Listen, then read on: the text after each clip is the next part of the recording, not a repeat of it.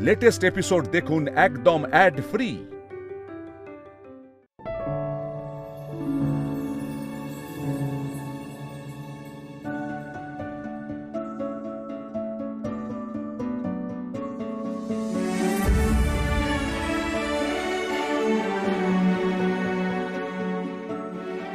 মায়ের ভোগ কিন্তু নিবেদন হয়ে গেছে, এবার তোমরা মায়ের ভোগ তুলে নিতে পারো। গৌরী, শোনো না, বলছি এত কিছু নিয়ে যাওয়ার দরকার নেই। কয়েকটা বাটি বরং ভাড়ার ঘরে রেখে দেবো, আর অন্য একটা বাসন এনে খাবারগুলো নিয়ে খাবার জায়গায় নিয়ে যাব, ঠিক আছে? আচ্ছা ঠিক আছে, চলো।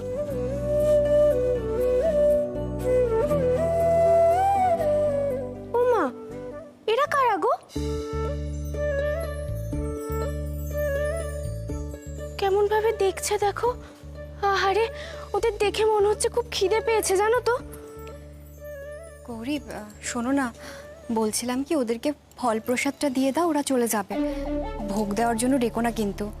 এমনিতেই মন্দিরে এখন বাইরের লোকের ভোগ খাওয়াটা বন্ধ আছে। শৈলমা যখন বলবেন তখন ডেকো, কারণ তুমি যদি ভোগ দিতে যাও আর শৈলমা যদি সেটা জানতে পারেন তাহলে কিন্তু খুব অশান্তি হবে।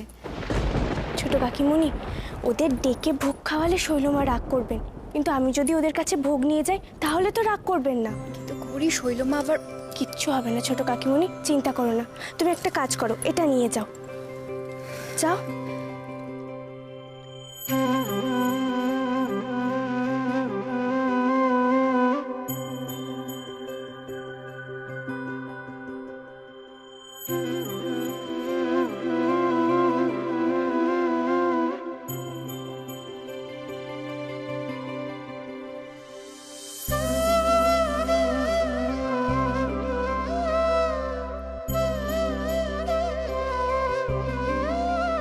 তোমাদের খুব খিদে পেয়েছে তাই না?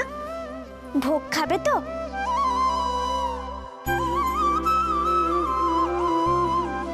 এসো।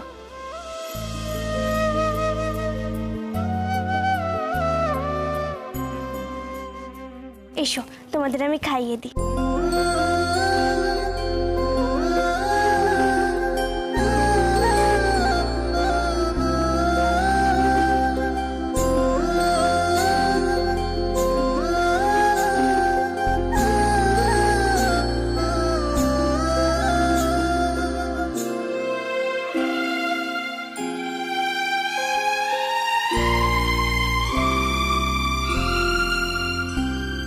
দাদা, আপনি দেখছেন? হ্যাঁ, দেখছি তো। গৌরীর মনটা সত্যিই বড়। দেখো, অপরিচিত বাচ্চাদের কিরকম মায়ের স্নেহে খাইয়ে দিচ্ছে।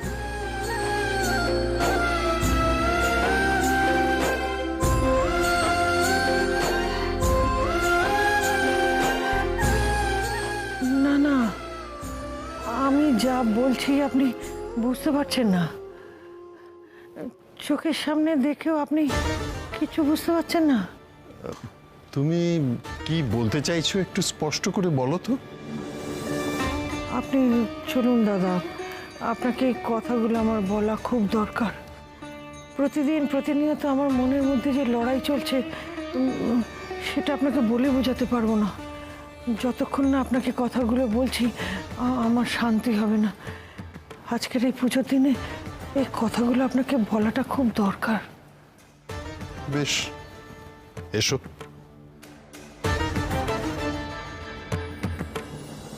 তুমি ঠিক কি বলতে চাইছো একটু স্পষ্ট করে বলো তো অরুন্ধতী। আচ্ছা দাদা, আপনার কি একবারও মনে হয় না যে গৌরী কোনো সাধারণ মেয়ে নয়? মানে এ কথা অবশ্য তুমি আমাকে আগেও বলেছো, কিন্তু ঠিক কি বোঝাতে চাইছো তুমি একটু খোলসা করে বলো না। এই যে গৌরী এ বাড়িতে আসার পর থেকে একটার পর একটা অত্যাশ্চর্য ঘটনা ঘটে চলেছে, সেটা কি আমরা কেউ অস্বীকার করতে পারি? আপনি একবার ভেবে দেখুন দাদা, সব প্রশ্নের উত্তর পেয়ে যাবে। শৈলু ওর কত পরীক্ষা নিয়েছে, আর প্রত্যেকবারই সে পরীক্ষায় উত্তীর্ণ হয়েছে।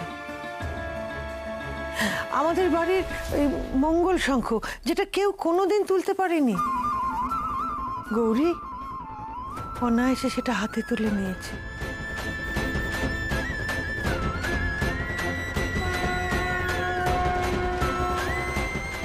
অত বড় একটা বিপদ থেকে গৌরী ঈশানকে বাঁচিয়ে নিয়ে এসেছে, বলতে পারেন মৃত্যুর মুখ থেকে ফিরিয়ে নিয়ে এসেছে। ও নিজেও ফিরেছে। এই তো মায়ের জবা ফুল, এই জবা ফুল স্পর্শ করলে ডাক্তারবাবু একদম ঠিক হয়ে যাবে।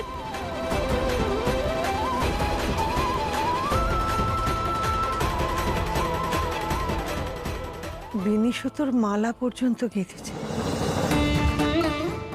মালা কাছে হয়ে গেছে, এরই মধ্যে মালা, একটু মালা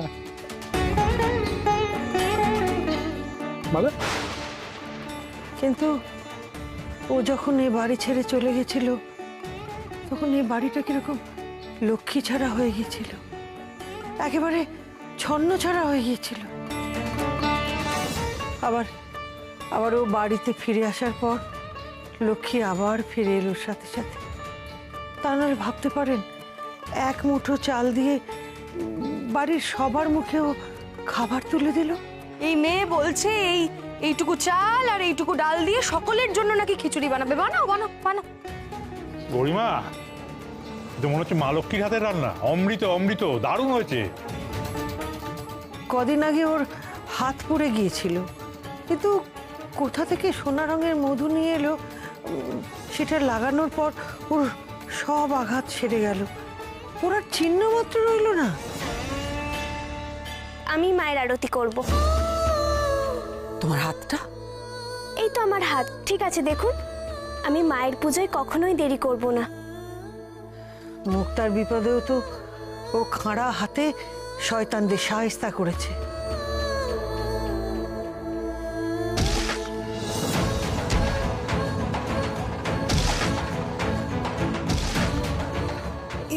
এছাড়া আমি নিজে একদিন ওকে মন্দিরে মালা গাঁথতে দেখেছিলাম, ঠিক ঠিক যেমন আপনি আমাকে বলেছিলেন। তারপর ওই ঘনরাম ঘোষাল যেমন দেখেছিলেন যে ঘুমটা কালিমা মালা গাঁথছিলেন, কিন্তু মহাদেব ওকে চিনতে পারেননি বলে ঘুমটা দিয়েছিলেন। আমি আমি অবিকল সেই দৃশ্য মন্দিরে দাঁড়িয়ে দেখেছি ওদের কাল রাত্রির দিনে। আচ্ছা, তুমি গৌরীকে দেখেছো? খুব তো আমার বউ করে, এখন নিজের বউকে চিনতে পারলেন না? ঠিক আছে, আমিও আপনার সঙ্গে এবার পরের বউয়ের মতো কথা বলবো। এই আমি দিলাম ঘুমটা।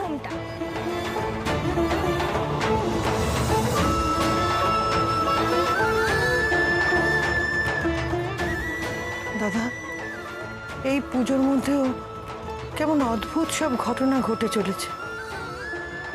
গৌরীর কোনো কিছুই সাধারণ নয়।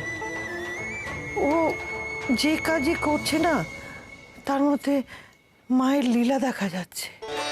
তুমি যেদিকে ইঙ্গিত করছো, আচ্ছা অরুন্ধতী, তুমি কি কারোর সঙ্গে ওর সংযোগ খুঁজে পাচ্ছ? হ্যাঁ দাদা, হ্যাঁ, আমি নিজে দেখেছি বলেই বলছি। গৌরীর সঙ্গে মায়ের সম্পর্ক আছেই আছে।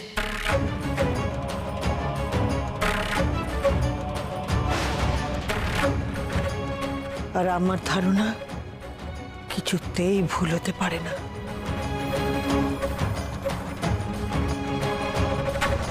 व्यग्रचर्मं वराधारे खड्गकर्त्रे करे धारे कपालेन्दि भरे वामे कालिकाभ्यै नमस्तुते नीलोत्पलजटाधारे सिन्दूरेन्दुमुखोदये सुरद्भक्त्रष्टदोषणे कालिकाभ्यै नमस्तुते। বুঝলে নীলা দিদি, অনেক জড়িবুটি দিয়ে এই তেলটা বানিয়েছি। আমাদের গ্রামে যাদের পুরনো ব্যথা বা চোট ছিল, এই তেলটা মালিশ করে একদম সেরে গেছে। দেখবে তোমার হাতও সেরে যাবে। কি হয়েছে বলো তো নীলা দিদি তোমার? দুপুরবেলা তুমি অমন ভাবে চলে গেলে, আর মাঝে মধ্যে আমার দিকে তাকাচ্ছ কেন বলো তো? বুঝেছি, দুপুরবেলার জন্য মন খারাপ করছে, তাই তো? ও নীলা দিদি, তুমি মন খারাপ করো না, সব ঠিক হয়ে যাবে। না না গৌরী, আমার কোনো মন টন খারাপ হয়নি, কিন্তু আজকে দুপুরে এমন একটা অদ্ভুত জিনিস হয়েছে যে অদ্ভুত জিনিস? কি গো নীলা দিদি?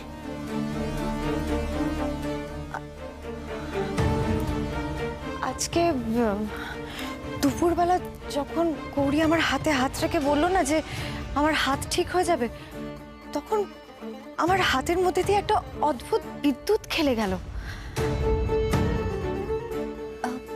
বিদ্যুৎ খেলে গেল মানে? তুমি এরকম কেন বলছো নীলা? যা সব অবাক করা কাণ্ড ঘটছে এই বাড়িতে। এতে এত অবাক হওয়ার কি আছে বলো তো? এটা খুব স্বাভাবিক ঘটনা, আমাদের সবার সাথে হয়। কি বলছো কি শালা বাবু, এটা স্বাভাবিক ব্যাপার? আরে যখন তখন হাতে শক লেগে যাচ্ছে, এটা স্বাভাবিক। একটু সরো। তোমরা স্ট্যাটিক ইলেকট্রিসিটির কথা শোনোনি? এগুলো খুব নর্মাল ব্যাপার, যখন তখন যার তার সাথে হতে পারে। আরে তুই কি বলছিস না, মানে যুক্তিটা একটু বুঝিয়ে বলবি? দেখো, হিউম্যান বডি হচ্ছে গুড কন্ডাক্টর, আর ইলেকট্রিসিটির ধর্ম হচ্ছে বেশির থেকে কম দিকে প্রবাহিত হওয়া, আর সেই জন্যই এগুলো ঘটে। তোমরা খেয়াল করোনি যে শীতকালে গায়ে শাল লেগে গায়ে লোম দাঁড়িয়ে যাচ্ছে, বা দেখবি ওই চুলের মধ্যে চিরুনি ঘষলে চিরুনিতে বিদ্যুৎ উৎপন্ন হয়? তোমরা এগুলো খেয়াল করোনি? আরে বাবা, এরকমও অনেকবার ঘটেছে যে একটা মানুষ আরেকটা মানুষকে টাচ করেছে এবং শক খেয়েছে, প্রচুর এক্সাম্পল রয়েছে, আর এগুলোর প্রপার বৈজ্ঞানিক যুক্তি আছে। তোমরাও সব পারো বটে, এগুলো নিয়ে গোলটেবিল বৈঠক বসিয়ে ফেলেছো। ও মা, ডাক্তারবাবু তুমি কত কিছু জানো। আমি তো দেখেছি যে চিরুনি গায়ে লাগলে চিটচিট করে, কিন্তু এটা তো জানতাম না যে মানুষের শরীর থেকেও বিদ্যুৎ বেরোয়। দেখ ভাই, ছোটবেলায় কিন্তু আমিও পড়াশোনা খুব একটা মন্দ ছিলাম না। স্ট্যাটিক ইলেকট্রিসিটি কি তুই কি ভেবেছিস আমি জানি না?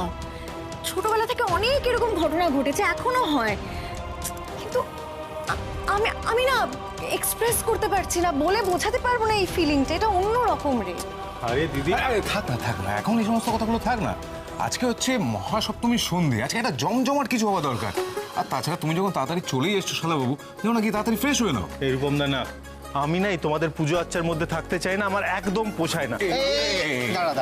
না, পুজো আচ্চার মধ্যে তো তোকে কেউ থাকতে বলছে না, আমরা সবাই মিলে আড্ডা মারবো, আর তাতে তোকেও থাকতে হবে, ব্যাস। একদম ছোট্ট একদম ঠিক বলেছে, আমি সবাইকে ডেকে আনি। আরে গৌরী, ব্যাস হয়ে গেল, ব্যাস হয়ে গেল। আমাকে ডেকেছেন শৈলমা? হ্যাঁ মাধুরী, বাড়ির লোকজন সব কোথায়, কি করছে? বাড়ির লোকজন ওই অষ্টমী পুজোর যেটুকু যা আয়োজন আগে থেকে করে রাখা যায় সেটার ব্যবস্থা করছে। আর গৌরী? গৌরীও ওদের সাথেই আছে, খুব আনন্দ হই হুল্লোড় করছে জানেন তো, খুব আনন্দে মেতেছে। আর আমার মেয়েটাকে দেখুন, একা মন খারাপ করে ঘরবন্দি হয়ে পড়ে রয়েছে। আমার স্বামীও যে পুজোয় বাড়ি ফেরেনি সেদিকে কারোর কোনো হুঁশ নেই। আমরা যেন মনে হচ্ছে পর, এই পরিবারের অংশই নই আমরা। আমাদের তো শখ আহ্লাদ বলে কিচ্ছু থাকতে নেই, কিচ্ছু না। পরিবারের সবাই আনন্দ হুল্লোড় করছে বললে, তাই না? তাহলে তো একটু হলেও আমার গিয়ে সেখানে যোগদান করা উচিত। হ্যাঁ দেখো মাধুরী, এই পরিবার তো আমারও, তাই না? পরিবারের সবাই যখন আনন্দ করছে তখন একটু গিয়ে আমিও না হয় ওদের সঙ্গে আনন্দ করলাম। চল। আচ্ছা দাঁড়াও, যে জিনিসটা আমাকে দিতে এসেছিলে সেটা না দিয়েই চলে যাচ্ছ যে, দাও। ও কিন্তু শৈলমা বলছি, এই শাড়িটা তো আপনাকে ওই গৌরী দিয়েছে, এটা আপনি কি করবেন? সব প্রশ্নের উত্তর যদি তোমার কাছে থাকতো তাহলে তুমি মাধুরী থাকতে না? মাধুরী, সুযোগ পেলেই আমাকে কথা শোনাতে একদম ছাড়ে না শৈলমা। যতই যাই করি না কেন, ভাল লাগে না বাবা। গৌরী তুমি আবার ঘরের মধ্যে মুখ চুন করে বসেছিলে তো? আরে আমাদের সঙ্গে থাকবে তবে না ভালো লাগবে। চলো এই দেখি দেখি দেখি, সরো সরো সরো, বসো বসো তো বসো। ছোটকা শোনো শোনো শোনো শোনো, বলছি দেখো না মুক্তা দিদি মুখটা চুন করে বসে আছে। বলছি এমন কিছু করলে হয় না যাতে মুক্তা দিদির ভালো লাগে, যেমন নাচ গান তো মুক্তা দিদি পছন্দ করে। পয়েন্ট, একদম তাই। ঠিক ঠিক। না না, আমি বলছিলাম যে এই আড্ডা তো চলতেই থাকবে। তো আমার মনে হয় এখন আমাদের একটু ঘোষাল বাড়ির স্পেশাল নাচ গান হওয়া দরকার। আর আমাদের বাড়িতে তো সব থেকে ভালো নাচে মুক্তা। মুক্তা দিয়ে শুরু হোক। প্লিজ চুপ করবে তোমরা। আমি কোনো নাচ টাচ কিচ্ছু করতে পারবো না, আমার ভালো লাগছে না। প্লিজ তোমরা চুপ করো। মেয়েটার মুখ থেকে হাসিটাই চলে গেছে। যে মেয়ে সব সময় হাসতো, হই হুল্লোড় করার সুযোগ খুঁজতো, সেই এখন সবার মাঝখানে থেকে কিরকম উদাস হয়ে বসে আছে।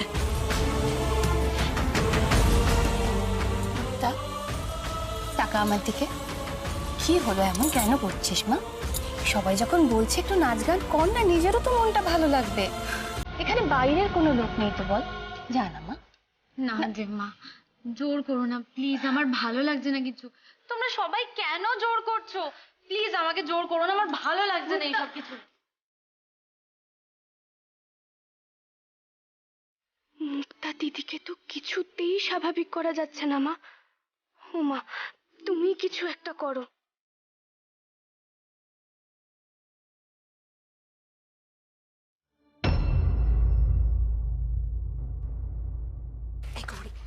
তুমি একটা কিছু করো না, যাতে আমাদের মুক্তার মনটা ভালো হয়ে যায়।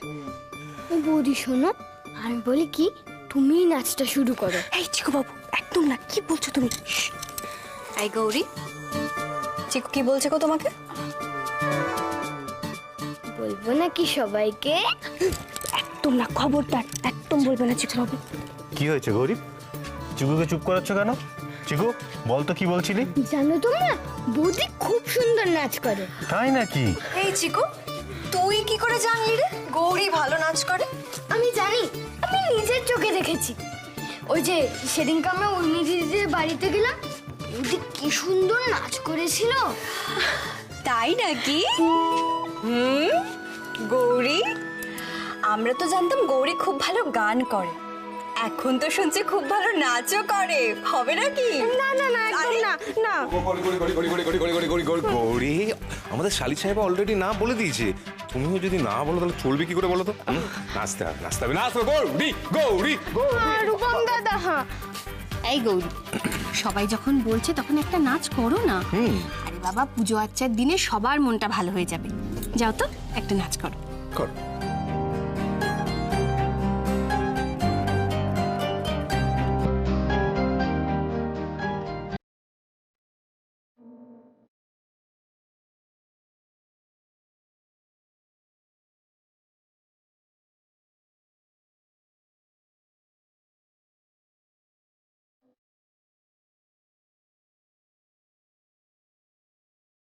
বুঝি দীপ্তি রূপে ছিলে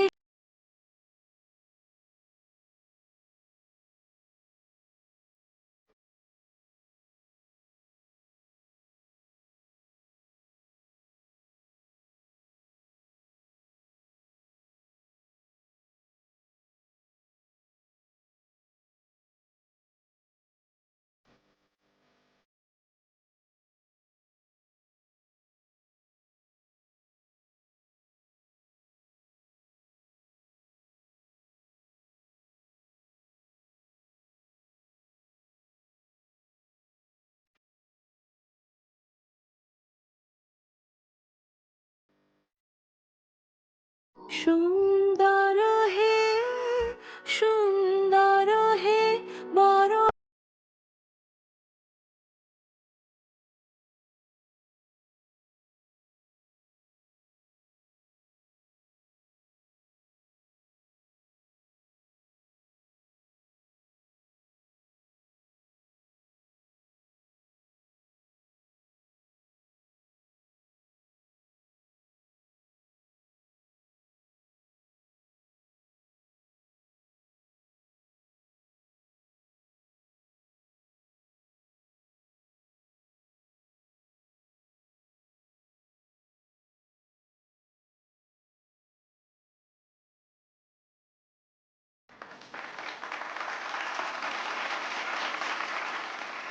বাহ, সত্যি কি চমৎকার নাচ করো তুমি গৌরী। হ্যাঁ, থাক থাক থাক, না, মানে তোমার যে এই গুণটাও আছে সেটা তো আমি জানতামই না। সত্যি গৌরী, তুমি এত ভালো নাচ করো। তুমি কোথায় নাচ শিখেছো? ডাক্তারবাবু, আমাদের গ্রামে কি আলাদা করে নাচ গান শেখানো হয়? আমরা সব দেখে শুনে শিখে নিই। আর শুধু আমি কেন, আমার অন্যান্য বন্ধুরা পদ্ম, ওরাও তো খুব ভালো নাচ গান করে। সত্যি, মানে আমি তো বিশ্বাসই করতে পারছি না গৌরী এত সুন্দর নাচ করছে। এ কি, সবাই দাঁড়িয়ে পড়লে কেন? আরে বসো বসো বসো, সবাই বসো। মাধুরী, বসো বসো বসো, এসো। শৈলমা, আমি ভাবতেও পারিনি শৈলমা আপনি আমার দেওয়া শাড়িটা পরবেন। আমার খুব ভালো লেগেছে, মন থেকে বলছি, খুব ভালো লেগেছে। আর আপনাকে দেখতেও বড় চমৎকার লাগছে, খুব ভালো লাগছে দেখতে। তুমি এত ভালোবেসে নিয়ে এসেছো গৌরী, সেটা তো আর আমি ফেলে দিতে পারি না, তাই না? না না, আমার শাড়িটা ভীষণ পছন্দ হয়েছে, খুব সুন্দর শাড়ি এনেছো তুমি গৌরী। তোমরা সবাই আনন্দ করছো, আমি নিশ্চয়ই এখানে এসে বাদ সাধলাম, তাই না? আরে না না পিসিমণি, বাদ সাধবে কেন? আমি তো বলছি তুমিও থাকো না আমাদের সাথে। না না না না, তোদের মধ্যে আমি... এসো, কিচ্ছু হবে না, এসো বসো তুমি আমাদের সাথে, এসো।